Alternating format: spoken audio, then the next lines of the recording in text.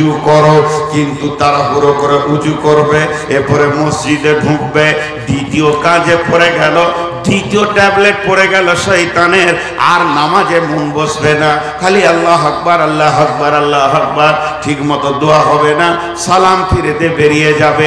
এরপরে শয়তান আত্মতুষ্টি দেবে ওকে, তুই তো নামাজি, তোর মতো তো আব্দুল খালেক আব্দুল মালেক জমিরুল তো নামাজ পড়ে না, মাশাআল্লাহ পাড়ায় টোলায় তুই নামাজি, ওই অল্প নামাজি সে আত্মতুষ্টি রোগে ভুগবে। এরপরে শয়তান ইঞ্জেকশন মারবে, এর ওপরেই তুমি সন্তুষ্টি হয়ে থেকে যাও, তকদিরে জান্নাত থাকলে জান্নাত পাবে, নচেত পাবে না। তার মানে হচ্ছে যখন কোনো মানুষকে শয়তান অলসতার তীর মারতে পারবে, ওর দ্বারা সমস্ত গুনাহ করিয়ে নেবে।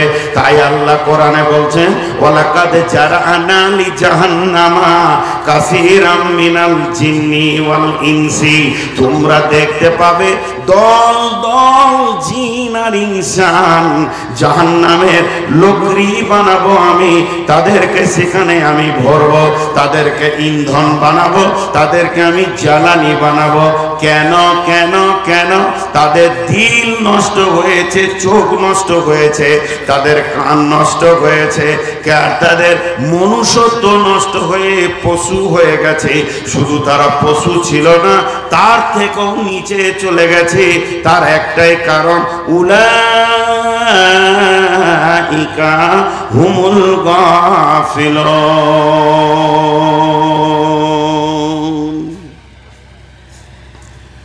গাফলতি একটা মারাত্মক রোগ।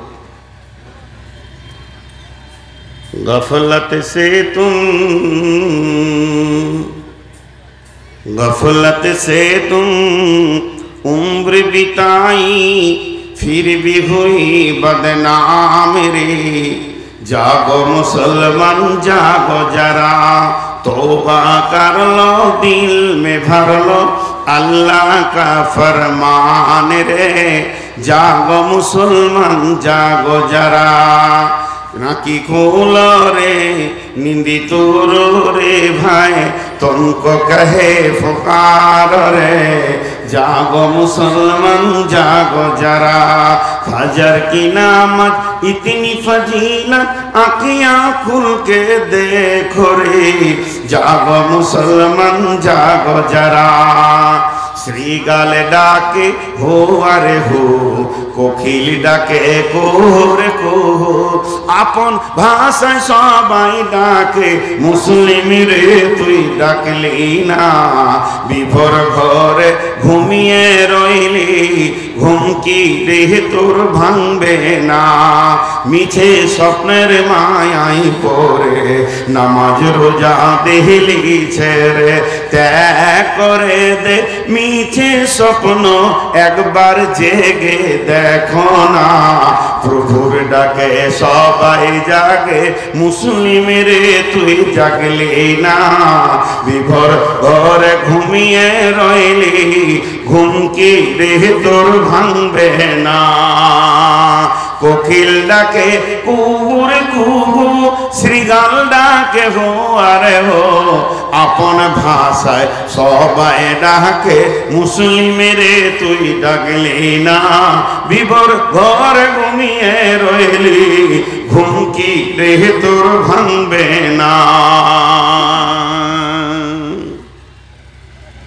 চলেন আল্লাহর রোগগুলো একবার বলেছেন, যেগুলো পর্যবেক্ষণ করি। প্রথম বলছে, লাহুম কুলুবুন লা ইয়াফকাহুনা বিহা। দিল দিল দিল এমন একটা জিনিস, যেখানে দিল না লাগবে ওই কাজ করতে মন যাবে না। আল্লাহ তাবারাক ওয়া তাআলা দিলের ব্যাপারে কি বলছেন? বিসমিল্লাহির রহমানির রহিম।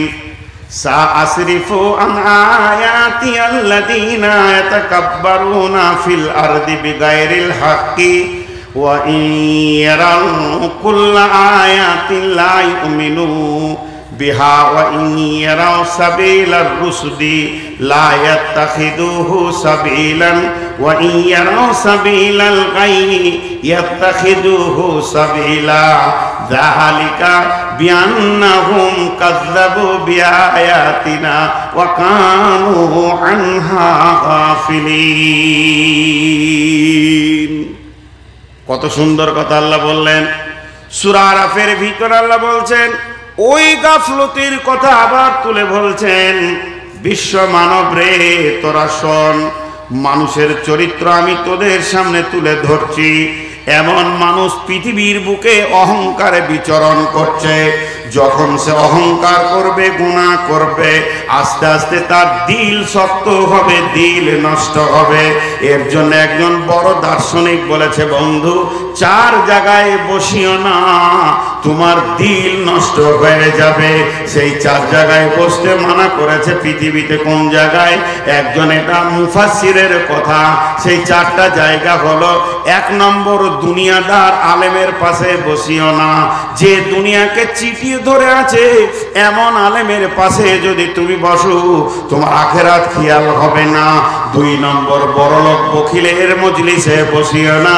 ধনীরা যেখানে আছে, কুঞ্জ হারকিপটে মাল আছে, সেখানে তুমি বসিও না, তোমার দিলটা নষ্ট হয়ে যাবে।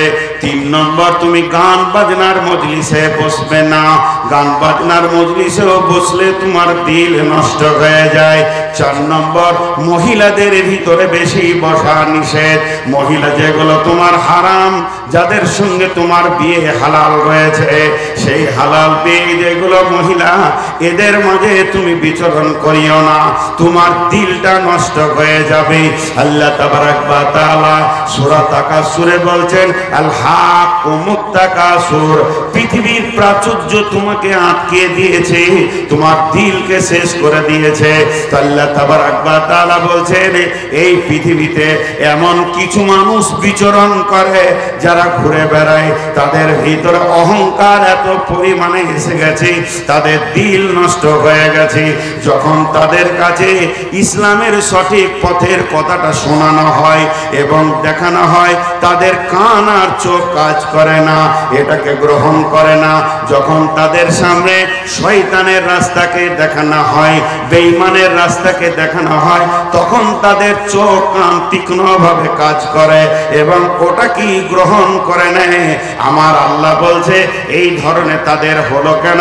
তারা হকটাকে নিতে পারছে না, বাতিলটাকে নিচ্ছে। তার মানে তারা হিংসা, ক্রোশ করে আমার দিনকে ছোট করতে চেয়েছে। তারা পারবে না। তবে শুনে নাও, তাদের ভিতরে অলসতা নামে রোগ ছিল, তারা গাফলতির ভিতরে পড়ে গেছে। পূর্ণ তারা অমনোযোগী ছিল, শুধু গাফলতির কারণে তারা কামিয়াব হতে পারেনি।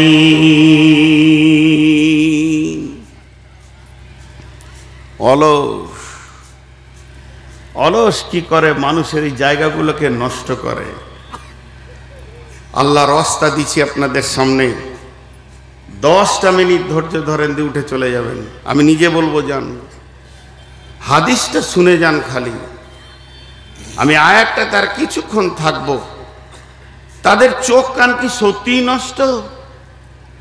শুনে না, টোটালি বধির, টোটালি অন্ধ, টোটালি বোবা। শোনে,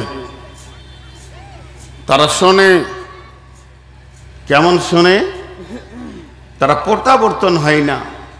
আল্লাহ বলছেন, আল্লাহ উদাহরণ দিচ্ছেন, বিসমিল্লাহির রহমানির রহিম, মাসালুহুম কামাসালিল্লাযী ইস্তাওকাদা নারান ফালাম্মা আদাআত মা হাওলাহু যাহাবাল্লাহু বিনূরিহিম ওয়া তারাকাহুম ফী যুলুমাতিন লা ইউবসিরুন সুম্মুন বুকুমুন উমিয়ুন ফাহুম লা ইয়ারজিউন।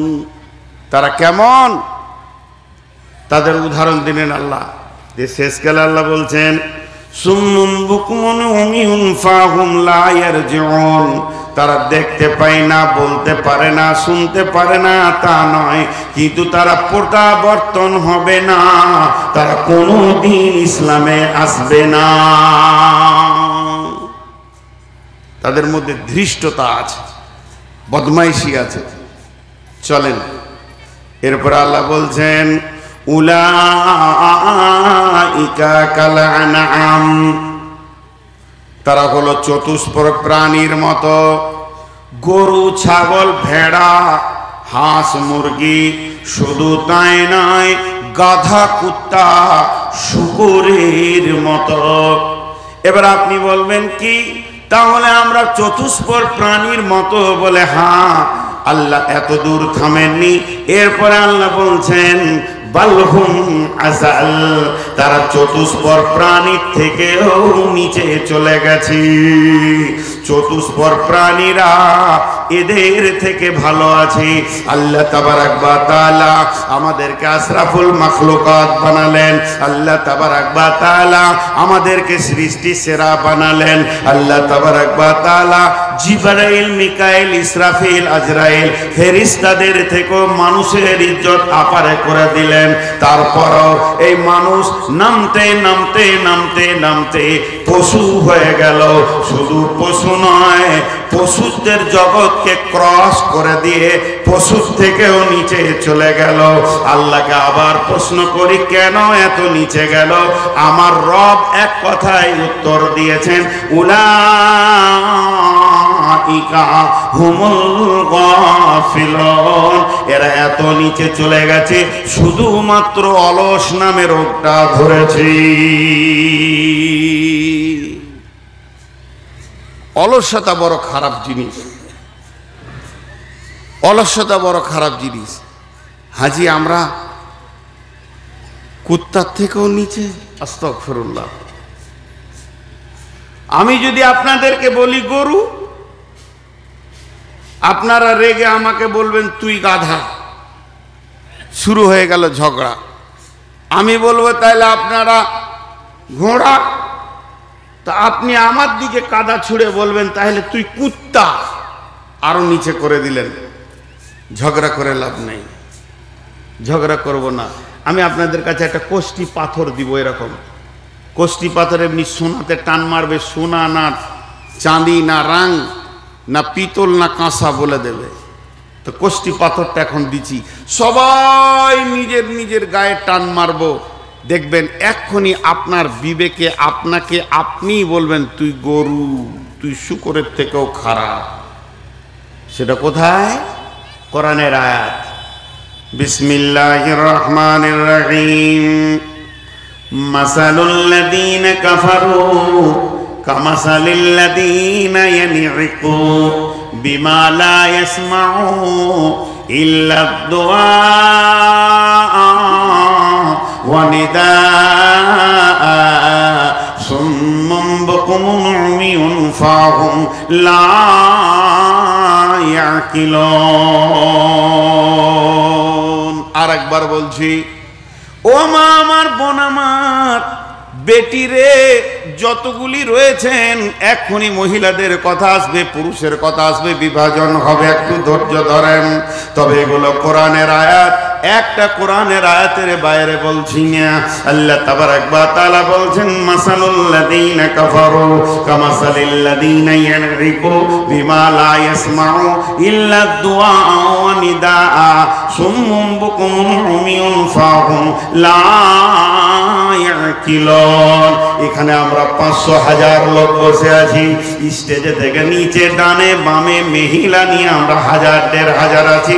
এরই ভিতরে মানুষ আছে, এরই ভিতরে পশু আছে। এদের মধ্যে ওই কাফেরদের মিশাল ওই কাফেরের মতো, ওই লোকেদের মিশাল ওই কাফেরের মতো, যারা তার মাবুদের ডাক দূরে কাছে শুনে, শুনেও শুনল না, বুঝেও বুঝল না, জেনেও জানল না, শুধুমাত্র তাদের বোধ ক্ষমতা নাই এটা আমার মাবুদের ডাক।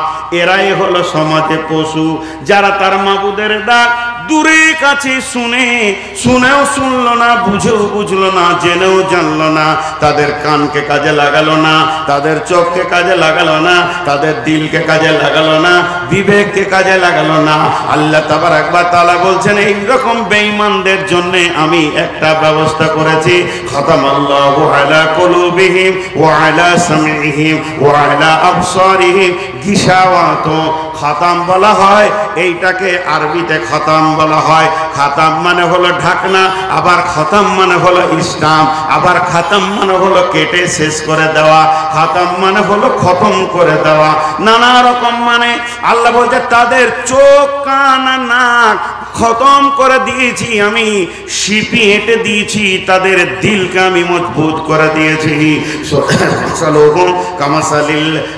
আল্লাহ বলছেন খতামাল্লাহু আলা কুলুবিহিম ওয়া আলা সামিইহিম ওয়া আলা আবসারিহিম গিশাওয়াতু, তাদের চোখে পর্দা দিয়ে দিয়েছি।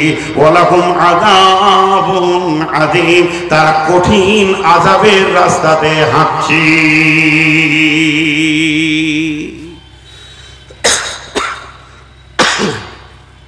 সারা জীবন নামাজ পড়ে না, রোজা রাখে না, চোর লম্পট মাতাল, জানাজা পড়ে আসলো ওর, ও নিজে নামাজ পড়েনি, ওর জানাজা হয়ে গেল।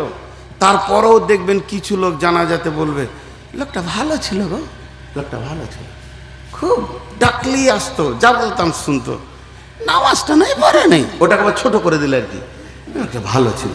বলছে এদের দিল সব মরে গেছে, সব শেষ হয়ে গেছে, এরা আসলটা দেখতে পেয়েছে না। একটা উদাহরণ দিলে আপনাদের চট করে আয়াতটা বুঝে আসবে। এখানে কে পশু আর কে মানুষ এক্ষুনি বুঝে নেবেন উদাহরণটা। রাখাল এ যুগে আর গরু চড়ানো নাই। আগেকার যুগে চাষির ঘরে 8টা 10টা 20টা 50টা গরু থাকতো, এখন আর গরু নাই।